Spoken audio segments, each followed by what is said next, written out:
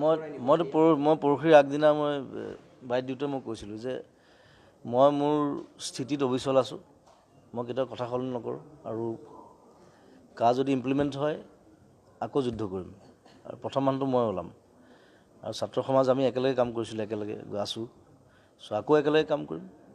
প্ৰথম কথা হ'ল আৰু সেইটো কাৰ ক্ষেত্ৰত যোনে ছাপোৰ্ট নকৰে, সেই কংগ্ৰেছ হওক বিজেপি হওক নতুন যি দল গঠন হৈছে তেওঁলোক হ'লেও তেওঁলোকক আমি ক্ষমা নকৰোঁ। প্ৰথম কথা মোৰ মতে পেলাব যদি ইমপ্লিমেণ্ট হয়, যদি ইমপ্লিমেণ্ট কৰে তেওঁলোকে সেইটো যথেষ্ট প্ৰভাৱ পেলাব আৰু মানসিকভাৱে মানুহৰ আকৌ এটা বিভ্ৰান্তিকাৰ এটা বস্তু এটা সৃষ্টি হ'ব। চ' সেইকাৰণে মই আকৌ বিজেপি চৰকাৰক আকৌ অনুৰোধ জনাইছোঁ যাতে আকৌ এবাৰ চিন্তা কৰি চায় কাটো যাতে নানে, সেইটো প্ৰথম কথা।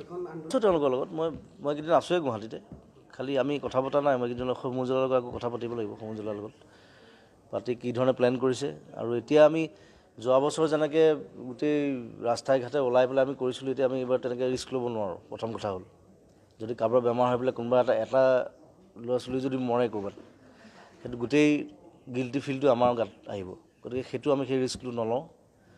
এতিয়া আমি বেলেগ ধৰণৰ পন্থা আছে, ছ'চিয়েল মিডিয়া আছে, আমি নিজে প্ৰতিবাদ কৰিব পাৰোঁ। আমি চবেই ঘৰৰ পৰা প্ৰতিবাদ কৰিব পাৰে, সেইধৰণে কৰিম। চ' ওলাই অহাটো মই গণসমাৱেশটো বিচৰা নাই, অন্ততঃ এপ্ৰিললৈকে, এপ্ৰিল মে'লৈকে। তাৰপিছত যেতিয়া পৰিস্থিতি আৰু ভাল হ'ব আমি আকৌ ওলাই আহিম ৰাস্তাত, একো নাই। কিন্তু অলপ দিন আমি এই ভিৰ ভাৰৰ পৰা আঁতৰি থাকি কৰোণাটো যাবলৈ দিওঁ, ভালকৈ বিদায় দিওঁ, তাৰপিছত ভালকৈ লাগিম। কিন্তু কাৰ স্থিতিত আমি সবল আছোঁ এতিয়াও। Thank U.